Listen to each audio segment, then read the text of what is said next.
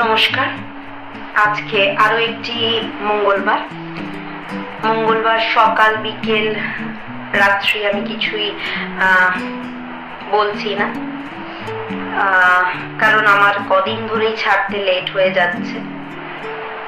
প্রচুর ঘরের কাজ থাকে, প্রচুর ছেলের কাজ থাকে, অ্যাকচুয়ালি ছেলে স্কুলের সমস্ত কাজ থাকে, তো আনুষঙ্গিক যা কাজ তো থাকেই, ছেড়ে দিন সেগুলো আর বলার কিছু নেই। একটা মেয়ে মানে তার প্রচুর দায়িত্ব থাকে, তো আর আফটার অপারেশন এটা একটা সেই ব্যাটলিং প্রসেস চলছে।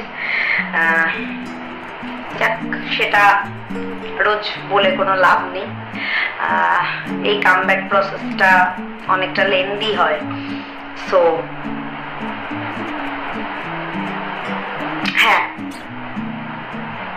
অনেক কিছু শারীরিক প্রবলেমের মধ্যে দিয়ে যেতে হয়, ফেস করতে হয়।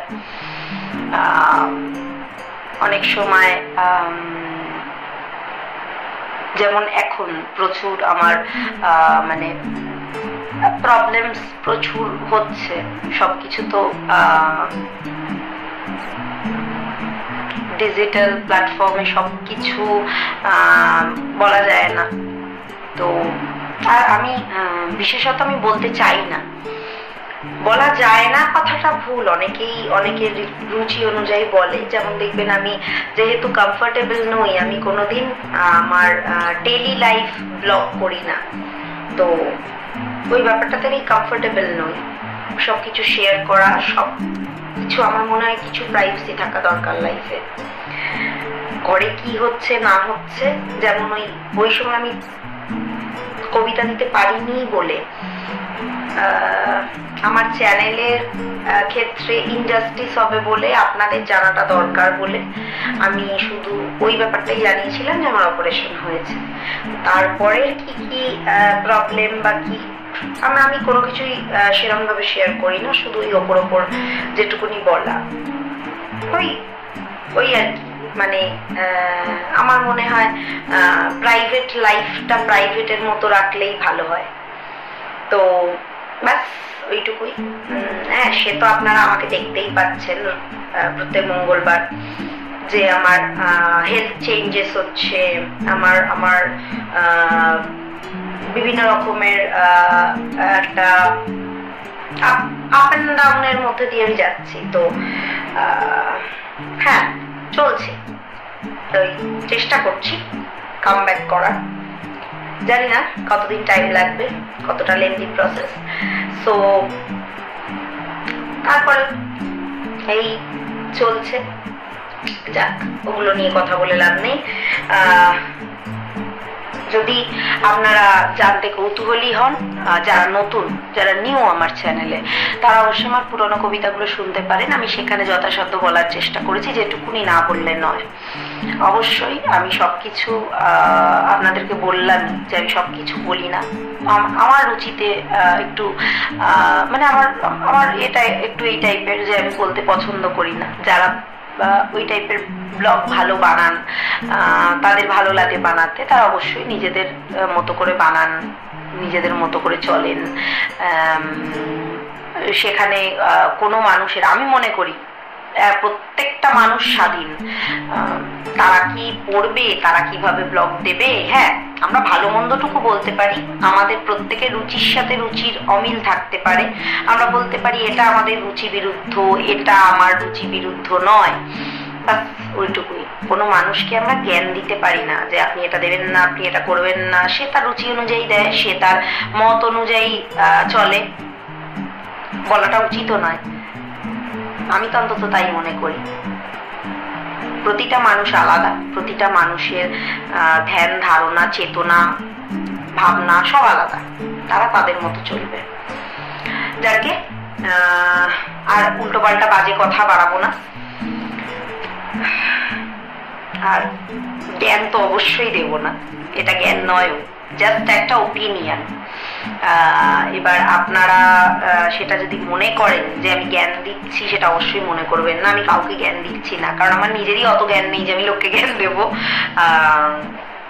এবং আমি চেষ্টা করি যে মানুষ আমাকে যদি কিছু বলে, সেটা যদি আমার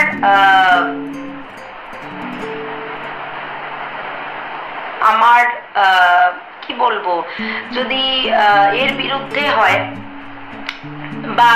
বা মিথ্যে কেউ যদি অ্যালিগেশন দেয়, সেটার জন্য আমি অবশ্যই প্রোটেস্ট করি। কিন্তু কেউ যদি আমাকে ভালো কোনো কথা বলে, যে আমি মনে করি হ্যাঁ এটা আমার অসুবিধা, এটা আমার চেঞ্জ করা দরকার, তো আমি চেষ্টা করি, অবশ্যই চেষ্টা করি। আর যেটা আমার মনে হয় না এটার বিরুদ্ধে আমার কিছু বলা দরকার, প্রোটেস্ট করা দরকার, এটাতে আমার অসম্মান হচ্ছে বা আমার নীতি বিরুদ্ধ, সেখানে আমি অবশ্যই কথা বলি, চুপ করে থাকি না। আমি একদমই, আমাকে দেখলে ভাববেন না যে আমি খুব চুপচাপ, আমি ভীষণ টকেটিভ পার্সন, তো বলি, আমি প্রচুর বকি। যাই হোক, আর কথা বাড়ালাম না, বেশি কথা বাড়ালাম না। আজকে আমার কবিতার বিষয়বস্তু হচ্ছে সত্যি ভূত মিথ্যে ভূত। চন্দনবাবু বড় শান্ত, ভূত হয়ে সে খুবই ক্লান্ত। চন্দনবাবু বড় শান্ত, ভূত হয়ে সে খুবই ক্লান্ত। মনের সাথে দিনরাত চলছে দ্বন্দ্ব, গায়ে তো ভাই ঠিক ঠিক ভূত ভূত গন্ধ। কাল ভাবছে একবার যাবে কালু ওঝার বাড়ি, তিনি সত্যি ভূত না মিথ্যে ভূত তা যাচাই করার দরকার ভারী। ছোট বাচ্চারা ভয় পায় না সামনে গেলেও তাদের, ভাবে অন্ধকারে মনের ভুল কিংবা নিছকই ইমাজিনেশন তাদের। আসলে কি হয়েছে জানেন, ডিজিটালাইজেশনের যুগে সবকিছুই এতই রোমাঞ্চিত, অতিরঞ্জিত এন্টারটেনমেন্ট পারপাসে। তাই আর সত্যি ভূতকেও প্রমাণ দিতে হয় তার অস্তিত্বের, যা কিনা সত্যি সে। টিভির পর্দায় বা মোবাইলে বা কম্পিউটারে আমরা আজকাল সহজলভ্যভাবে এত ভয়াবহ করে পরিবেশন করা পারলৌকিক জগতের রূপায়ণ দেখি। টিভির পর্দায় বা মোবাইলে বা কম্পিউটারে আমরা আজকাল সহজলভ্যভাবে এত ভয়াবহ করে পরিবেশন করা পারলৌকিক জগতের রূপায়ণ দেখি, তাকেই আমরা বাস্তবের সাথে ফেলি গুলিয়ে। আসল নকল এর ভেদাভেদ এইখানেই যায় ঘুঁচে। এক কথায় বলার কিছুই নেই, সে কি আসল সত্যিটা আমরা মরার আগে কেউই প্রপার জানি না। সবটাই কল্প কাহিনী মিশ্রিত, কিছুটা বাস্তব থেকে আন্দাজে নির্মিত। তাই আজকাল ভূতেদেরও নিজেদের আসল নকলের পরিচয়পত্রে শিলমোহর নিজেদেরই যাচাই করে লাগাতে হয়। ঠিক যেমন মানুষ আসল না নকল সে অনেক সময় বুঝতেই পারে না। এই দুনিয়ায় কপট মানুষের ভিড়ে তাকে অনেক কাঠ খড় পোড়াতে হয়, মানুষের বিশ্বাস করতে জয়। তাই তাকে বিশ্বাস করা যে অপর মানুষের কাছে কঠিন, ঠিক তেমনি সত্যিকারের ভূতকে বিশ্বাস করাও আজকের দিনে, যেখানে নিজেদের মার্কেটিং এর জন্য তাদের নিয়েই চলছে ব্যবসা, সেখানে তাদেরও মনে অস্তিত্ব প্রমাণের সব সময় ভয়। সত্যি কি প্রবলেম বলুন তো ভূতেদের, আমরা যদি তাদের দিক থেকে চিন্তা করি। সত্যি কথা, বড় বাস্তব কথা, তাই নয় কি? আমাদের মানুষদের নিজেদেরকে প্রমাণ করতে প্রচুর সমস্যা। এখন এত মেকি জিনিসপত্র চলে এসেছে। শুধু মেকি নয়, এত প্রযুক্তি এগিয়ে গেছে যে একটা মানুষ সে কোথাও ধরুন গেছে বা যায়নি, সেটাকে প্রমাণ করতে, বা ধরুন কোনো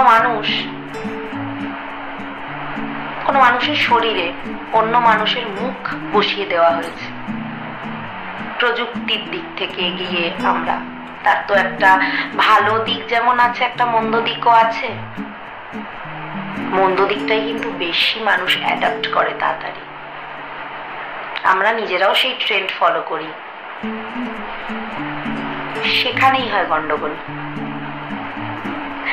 মানুষ বিশ্বাস করতেই চায় না এটা অরিজিনাল নাকি ডুপ্লিকেট।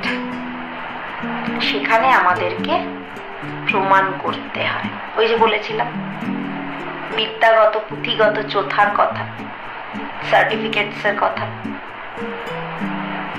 প্রমাণ দিতে হয়। প্রমাণ।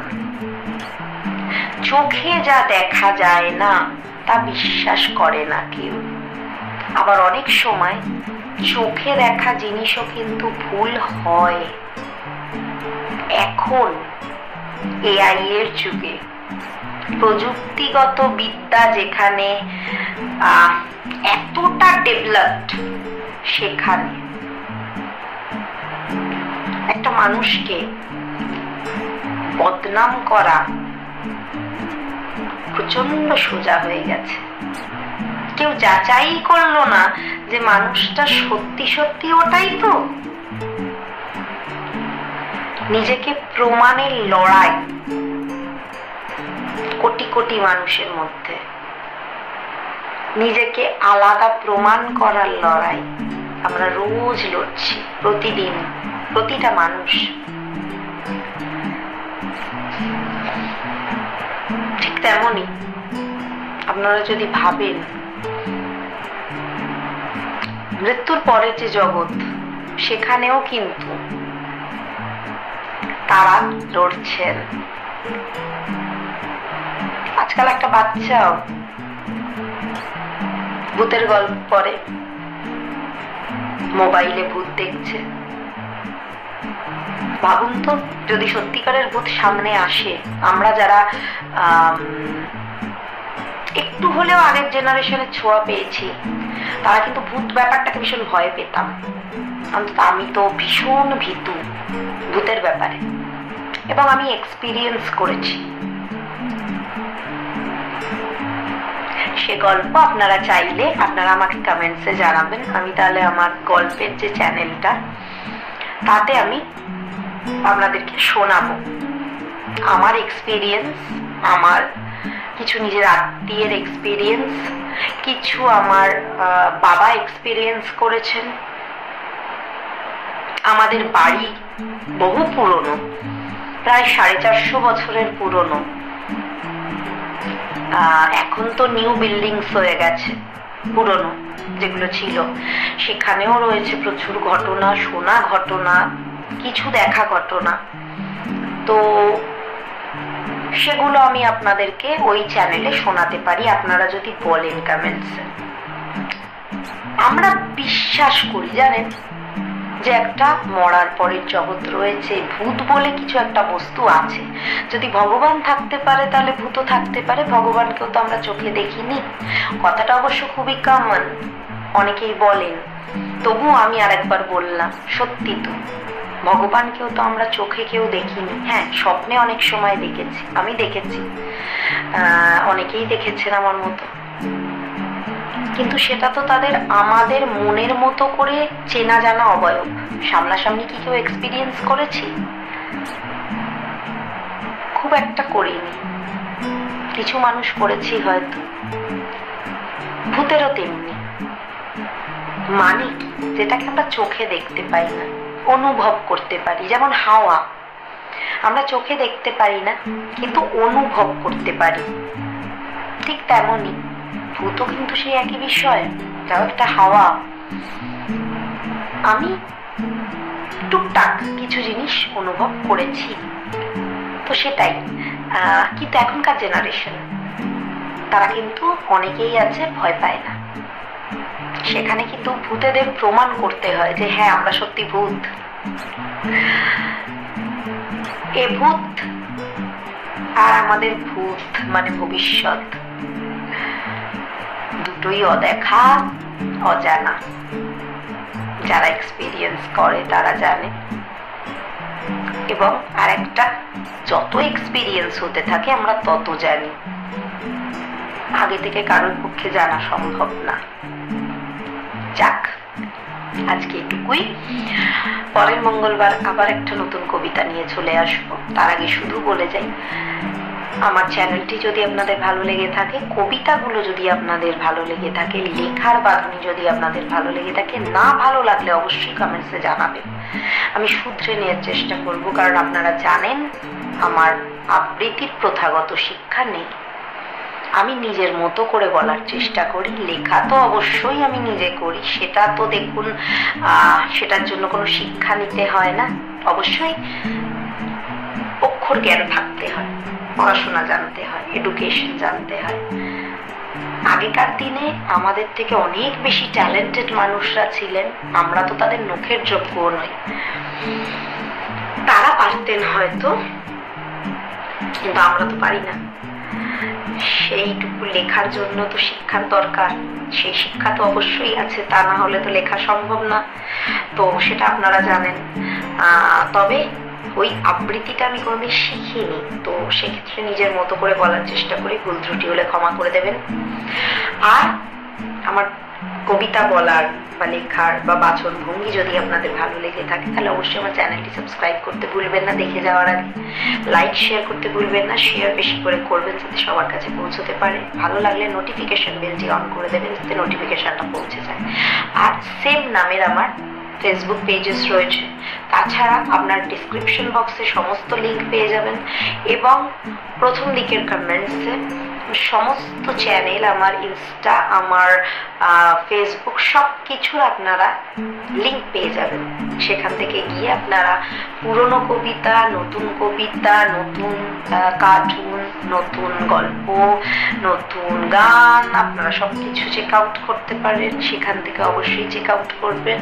ফেসবুক পেজ থেকে করতে পারেন। যারা ফেসবুক পেজ থেকে দেখছেন তারাও সেম, ওখানে সমস্ত লিঙ্ক দেওয়া রয়েছে, কমেন্টসে পেয়ে যাবেন। ভালো লাগলে ফেসবুক থেকে দেখলে অবশ্যই পেজটি ফলো করতে ভুলবেন না, শেয়ার করতে ভুলবেন না। আজকের জন্য এটুকুই, টাটা।